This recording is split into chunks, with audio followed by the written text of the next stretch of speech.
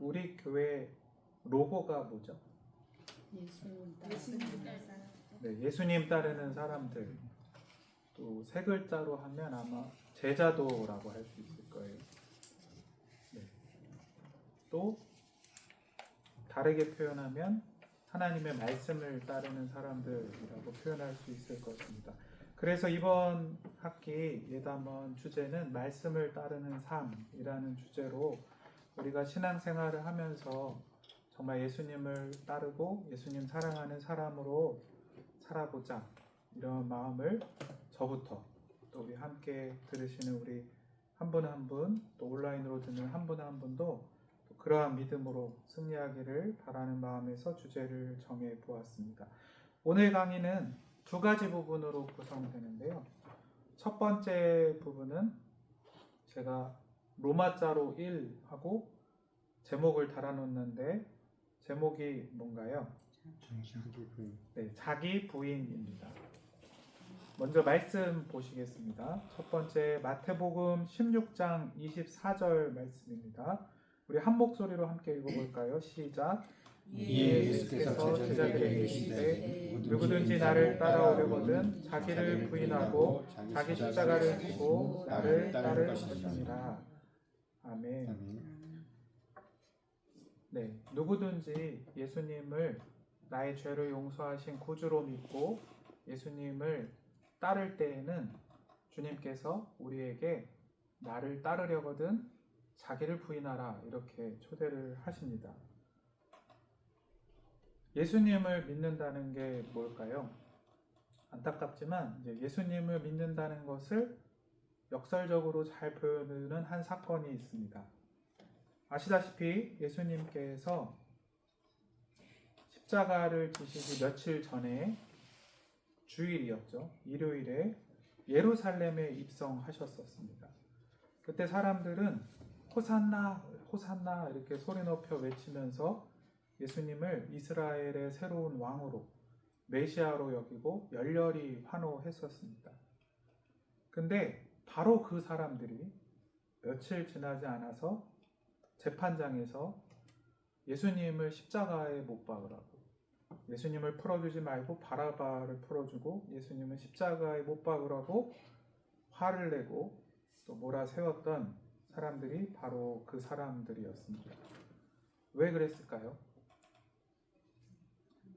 사람들이 자기 부인을 못했기 때문입니다.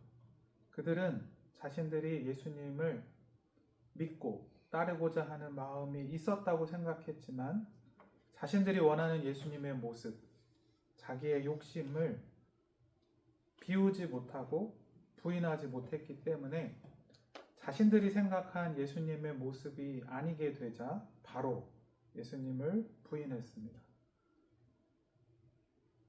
베드로는 최후에는 승리했지만 베드로도 비슷한 위기가 있었습니다. 밑에 마태복음 16장 21절부터 23절까지의 말씀인데요. 제가 설명을 드리겠습니다. 예수님께서 21절 말씀을 보시면 중간부터 고난을 받고 죽임을 당하고 제3일에 살아나야 할 것을 제자들에게 비로소 나타내시니, 즉 예수님께서 십자가를 지시게 될 것이고 사람들의 죄를 대신해서 죽게 될 것이라고, 또 3일 만에 부활할 것이라고 말씀하셨습니다. 근데 그게 제자들에게는, 또 수제자였던 베드로에게는 받아들여지는 사실이 아니었습니다. 왜 그랬을까요? 뭘 못했을까요? 우리 1번 제목이죠. 자기 부인을 못했습니다. 자신들이 생각하는 예수님은 이 세상의 멋진 구원자, 얼마나 제자들이 예수님을 따라다니며 설렜을까요? 고생도 했지만 아픈 자들이 고침을 받고 또 오병이어 기적 같은 것을 통하여서는 가난한 사람들에게 음식을 나누어 주시고, 이러한 기적적인 모습들을 많이 보면서 예수님만이 희망이다, 이제 우리의 삶을 또 이스라엘의 형편을 완전히 바꾸어 주실 것이다, 이렇게 생각을 했는데 대뜸 예수님이 나는 죽을 것이다, 이게 너무 충격적이었나 봅니다. 그러나 어쨌든 베드로는 자기가 갖고 있던 예수님의 상, 자기가 바라는 예수님을 완전히 자기 부인하지 못했던 것 같습니다. 그래서 22절 말씀을 보면 베드로가 예수를 붙들고 항변하여 이르되, 항변한다는 건 굉장히 따진다는 거예요. 예수님을 가르치듯이 야단치듯이 따지면서 주여 그리 마옵소서. 지금 예수님이 온 세상의 죄를 위하여 내가 죽겠다고 말씀하시는데 베드로가, 다른 사람도 아니고, 그렇게 하면 안 된다라고 말을 했습니다. 이렇게 베드로도 아직 부활하신 예수님을 만나기 전에, 또 더 성령 충만한 믿음을 갖기 전에는 자기 부인을 완전히 하지 못했었습니다. 얼마 전에, 몇 주 전이죠. 몇 주 전에 담임 목사님께서 팔복에 대해서 시리즈 설교를 시작하실 때 첫 번째 주간의 설교가 기억나실 것입니다. 그것은 마태복음 5장 3절로 하신 말씀이었는데요. 마태복음 5장 3절 한번 읽어보겠습니다. 시작. 심령이 가난한 자는 복이 있나니 천국이 그들의 것이니요. 아멘. 네, 심령이 가난하다. 우리 목사님께서 잘 설명을 해주셨지만 그 말은 곧 내 심령을 부인한다.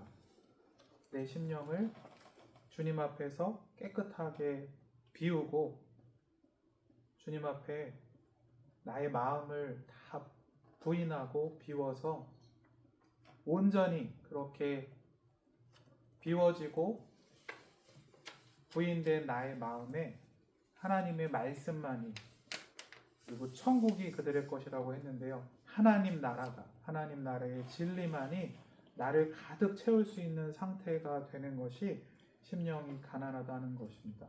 그러니까 심령이 가난하다는 것이 곧 자기 부인입니다. 예수님을 믿고자 하는 자. 사실 이제 1번 다 끝나가는데요. 이 자기 부인의 주제 말씀이 맨 처음에 있었던 마태복음 16장 24절의 예수님 말씀이었습니다. 누구든지 나를 따라오려거든 자기를 부인하고, 예수님을 믿는 사람들은 다 예수님을 따르게 되어 있는데 그 자기를 부인한다는 것은 곧 심령이 가난한 것, 마음이 깨끗한 것, 마음을 비우는 것을 의미합니다. 왜 그래야 할까요? 내 마음이 비워있는 사람에게 하나님께서 말씀을 충만하게 채워주시기 때문입니다. 예수님으로 충만하게 채워주시고요. 또 우리가 늘 말하고 사모하는 성령 충만, 성령님을 충만하게 채워주십니다. 그래서 우리가 믿음으로 승리할 수 있게 해주시는 것입니다. 네.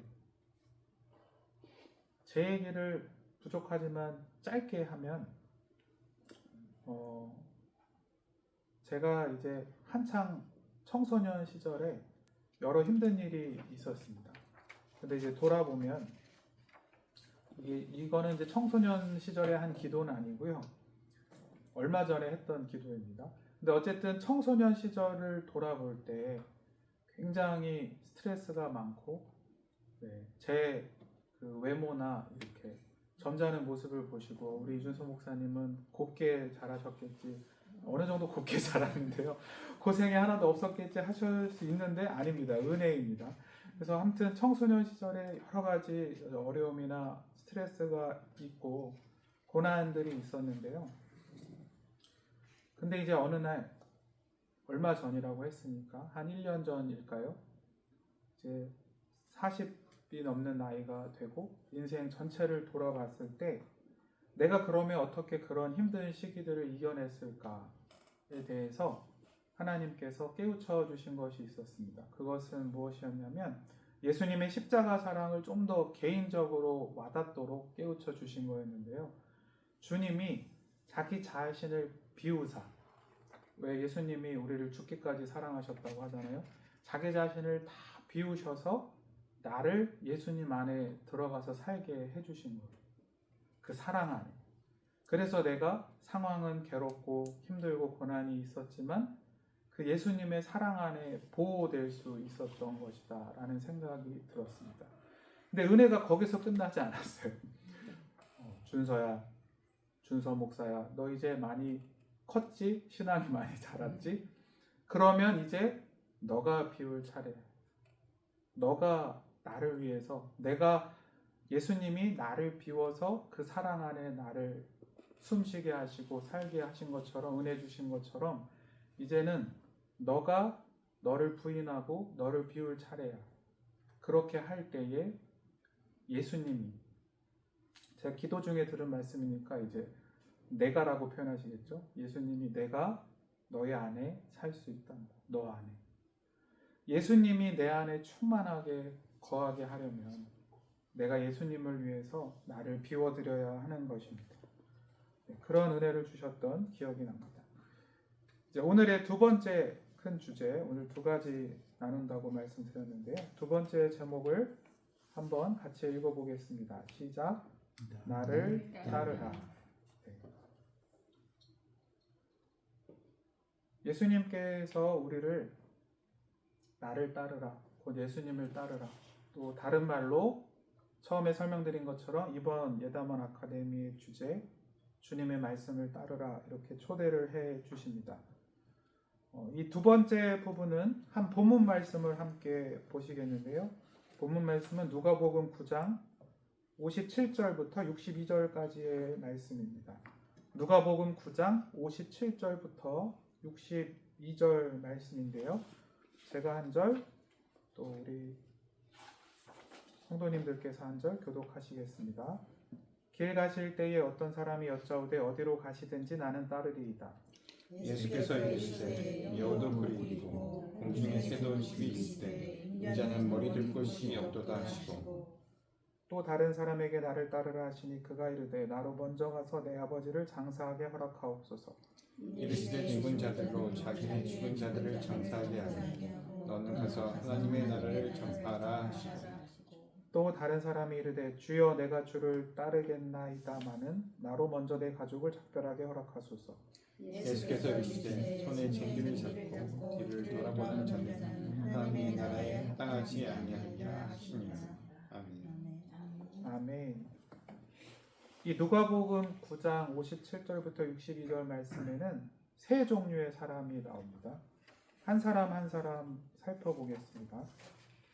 첫 번째 사람은요, 57절을 보시면 알지만 예수님께서 길을 가고 계실 때에 먼저 예수님께 찾아왔습니다. 그리고 그 예수님이 가시는 길을 제자들처럼 나도 어디로 가시든지 따르겠습니다. 즉, 제가 예수님의 제자가 되겠습니다.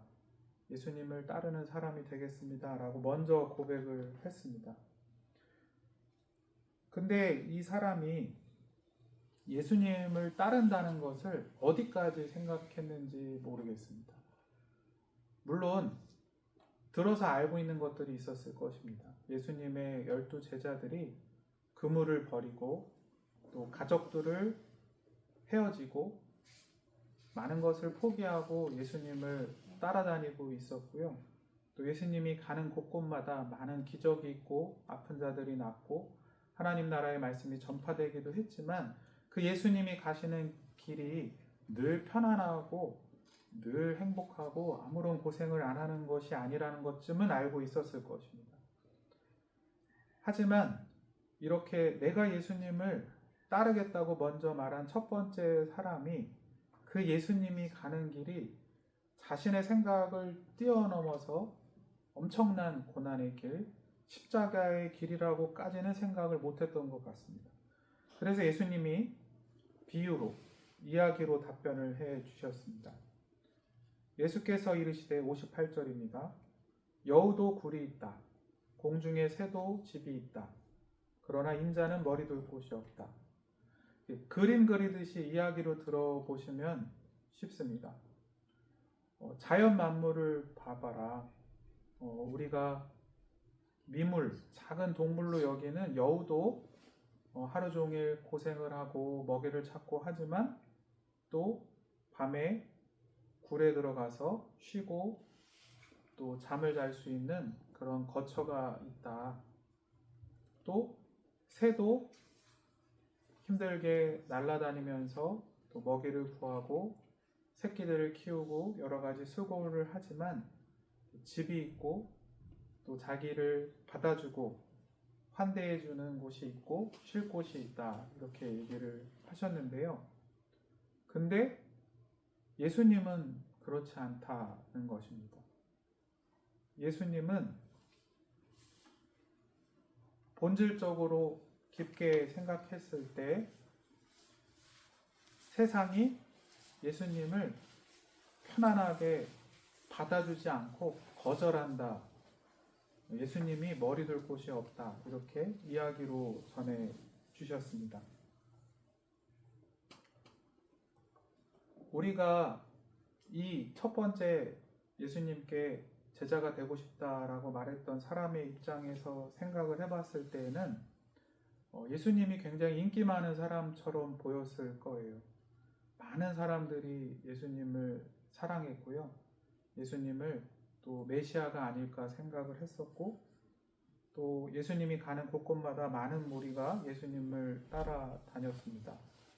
근데 그 사람은 예수님이 결국에는 십자가의 길로 간다고까지 생각을 못했고요.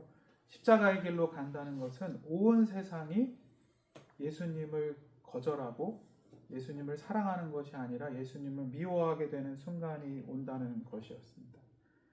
그래서 예수님이 이렇게 얘기를 하신 겁니다. 그 어떤 곳도 나를 받아주는 곳이 없고 나를 미워하는 순간이 올 것인데 그것이 내가 가는 길인데 너는 그 예수를 사랑하고 예수를 끝까지 따를 믿음이 있느냐라고 질문하신 건지도 모르겠습니다.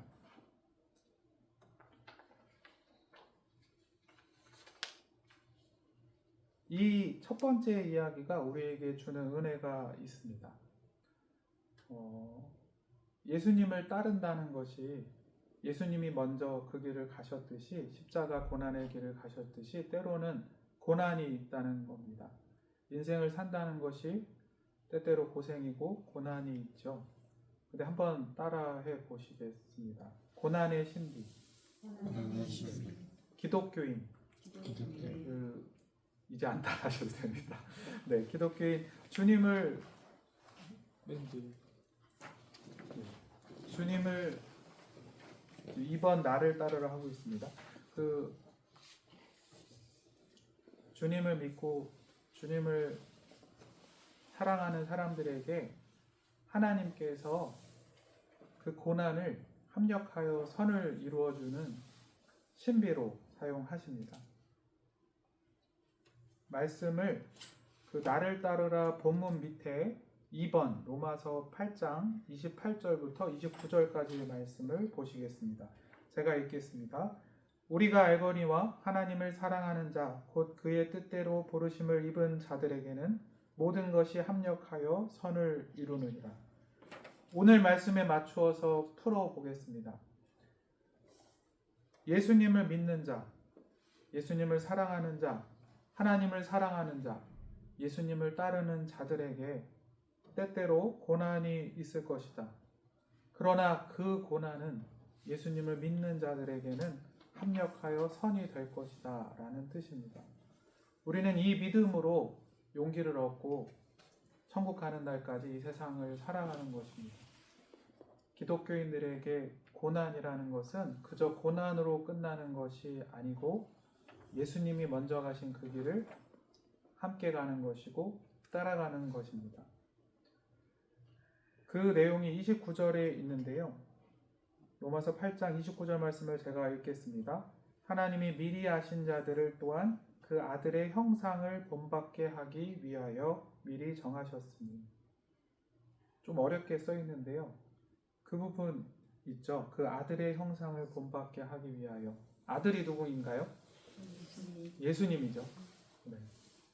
우리가 인생을 살 때에 굉장히 힘든 고난이 있을 수 있습니다. 예수님을 믿지 않는 사람들은 어떻게든 고난을 피하고 싶어 하죠. 인생의 불행을 피하고 싶어 하죠.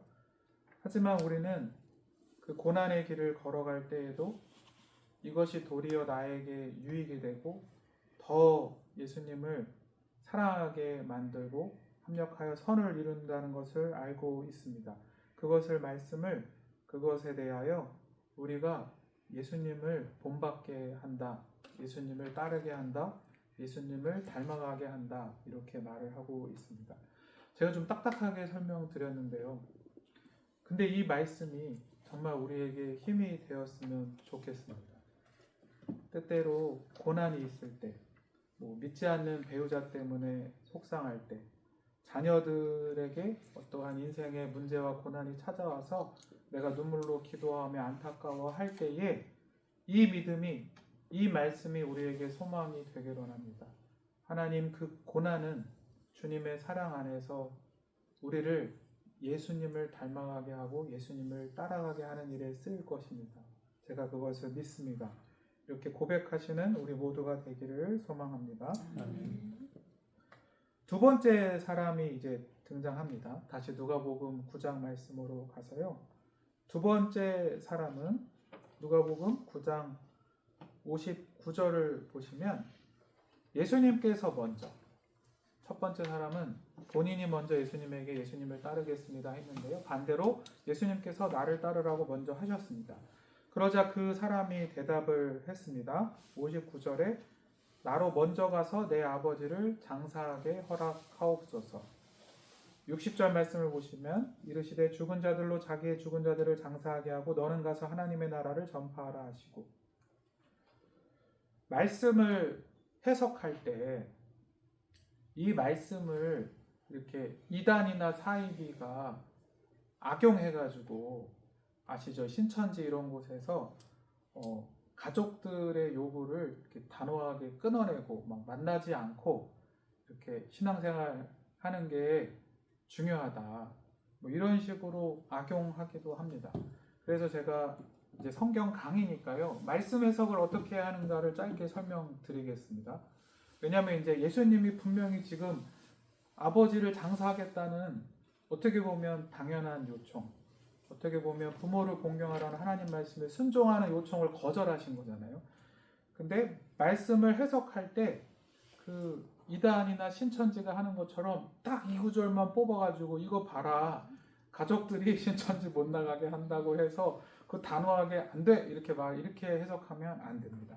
말씀을 정확하게 해석하는 두 가지 방법을 대표적으로 오늘 말씀드리면요, 이것에 대해서도 우리 목사님께서 수요 예배 같은 때에 몇 번 설명하신 적이 있습니다. 첫 번째는 한 구절만 가지고 해석하면 안 됩니다. 그러니까 성경 구절이 한 구절만 가지고도 명백할 때가 있습니다. 근데 다소 어려운 구절들이 있거든요. 그럴 때는 지금 말씀도 예수님께서 갑자기 장사를 허락하지 않는 것처럼 보이니까 약간 어려워 보이잖아요, 말씀이. 그럴 때는 한 구절만 가지고 절대적으로 해석하기보다는 성경 전체에 나오는 여러 구절들과 비교해서 종합을 해서 해석할 때 그 뜻이 정확해집니다. 대표적인 예를 들면 오직 의인은 믿음으로 살 것이다 라는 말씀도 있지만 참된 믿음은 행함이 따른다라는 말씀도 있죠. 이렇게 말씀을 종합했을 때 우리가 정확한 해석을 할 수 있는 거거든요. 그렇고요. 두 번째는 이 내용도 굉장히 중요한데요. 평소에 성경 말씀을 읽으실 때 해석을 어떻게 하면 정확하게 되냐면 예수님의 성품에 맞춰서 해석을 하면 됩니다. 예수님이 어떤 분이지? 내가 아는 예수님이 어떤 분인지 한번 생각을 해보세요. 그래서 내가 아는 사랑의 예수님, 우리의 모든 죄를 용서하시는 예수님께서 다짜고짜 안 돼, 아버지 장례 가면 안 돼, 무조건 나를 따라, 이런 분이 아니잖아요. 그래서 그 말씀이 지금 내가 글자로 보기에 좀 이런 뜻인가 한다고 할지라도 예수님의 성품에 맞춰서 해석을 하는 것이 정확하다라는 것입니다. 실제로 이 말씀은 이스라엘의 장례 문화를 좀 알면 뜻이 달라집니다. 특히 이 당시에 이스라엘이 또 아버지와 같은 부모님의 장례가 있으면요, 모든 친척들, 지인들이 일단 장례를 치르고 7일간의 애도 기간을 가졌습니다. 근데 이제 자녀들, 아들과 딸은 한 달의 또 특별한 애도 기간을 갖도록 되어 있었고요. 또 길게는 사실 다 지킨다면 1년을 아버지의 장례를 지키게 되어 있었습니다. 우리도 조선시대에 보면 부모에게 효를 강조하면서 장례를 굉장히 오랫동안 잘 지키라고 가르쳤었잖아요. 마찬가지로 이 당시에 장례 문화라는 것이 한 달, 또 원칙적으로 1년 가까이 정확하게 장례를 치르는 문화가 있었다는 거예요. 그러니까 좀 이해가 되시죠? 이 사람이 예수님에게 제가 예수님을 따르고는 싶은데 아버지가 돌아가셨으니까 다른 분도 아니고 장례를 치르고 오겠습니다. 이 말은 1년 뒤 예수님을 따르겠습니다 라는 뜻도 될 수 있는 것입니다. 예수님은 그것을 허락하지 않으셨습니다. 아시다시피 예수님은 공생애를 3년 하셨고요. 그래서 이 말씀에 담겨진 깊은 뜻, 또 본질적인 의미는 무엇이냐면 어떤 사람에게 어떤 것이 맞고 중요한 일이라 할지라도 나에게 굉장히 소중하고 중요한 일, 아버지 장례를 지키는 것은 중요한 일이잖아요. 중요한 일이라 할지라도 내가 예수님을 따르고 사랑하는 일과 비교했을 때에는 우선할 수 없다는 것을 우리에게 알려주고 있습니다. 이번 학기 말씀을 따르는 삶, 제자도에 대해서 한다고 했는데요. 잘 아시죠? 매일매일 살아갈 때 잘 안 되지만 어떠한 결정을 할 때 우리 기독교인들이 가장 아름답고 믿음의 결정을 할 수 있는 방법이 있습니다. 예수님이라면 어떻게 하실까? 라고 생각해보고 내가 그때의 어떠한 행동과 말을 하는 거죠. 회사에서 어떤 상황이 있을 때, 또 가족들과 어떤 문제가 있을 때 내가 최고로 예수님을 사랑하고 예수님을 따르는 사람으로서 어떻게 하는 것이 주님 보시기에 가장 옳은 것일까를 생각하면 우리가 보통 올바른 결정을 하게 됩니다. 그러니까 이 두 번째 사람에 대한 예수님의 가르침도 사실 우리에게 중요한 제자도의 원리를 알려주고 있는데요. 따라 하시겠습니다. 나에게 여러 가지 중요한 일이 있지만 예수님을 따르는 일보다 중요한 것은 없습니다. 예수님을 따르는 일보다 중요한 것은 없습니다. 내가 예수님을 사랑하고 예수님을 따르는 일이 분명하다면 나에게 중요한 아버지를 장례하는 일과 같은 중요한 일이 있다고 할지라도 예수님을 따르는 일을 최우선으로 여기고 가장 소중하게 생각해야 된다는 말씀입니다. 세 번째 사람도 비슷합니다. 세 번째 사람도 이제 세 번째 사람은 다시 그 사람이 먼저 예수님을 따르겠다고 말을 했습니다. 그러면서 조건을 걸었습니다. 61절 하반절을 보면요. 나로 먼저 내 가족을 작별하게 허락하소서. 이것도 비슷합니다. 그냥 집에 가가지고 한 10분 정도 아버님, 어머님, 형제들아, 나 이제 예수님의 제자가 될래? 안녕? 나를 보내줘. 이렇게 하겠다는 뜻이 아니에요. 작별을 한다는 것은 일주일이면 충분한 시간을 갖고 신변을 정리하고요.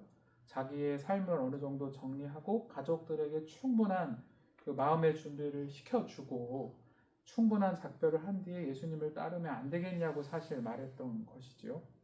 그래서 마찬가지로 그것이 꽤 그럴듯한 일이고 또 중요한 일이라 할지라도 지금 당장 급하게 생각했을 때 내가 예수님을 따르고 예수님을 사랑하는 가장 중요한 어떤 것이 분명하게 있다면 그 예수님을 따르는 것을 선택해야 한다라는 것을 이 세 번째 이야기도 해주고 있는 것입니다. 그런데다가 이 사람은 예수님에게 조건을 걸었던 것 같아요. 내가 작별을 하면 예수님을 따르겠습니다. 근데 사실 우리가 나를 따르라는 그 예수님의 초대 앞에서 조건을 걸 수 있을까요?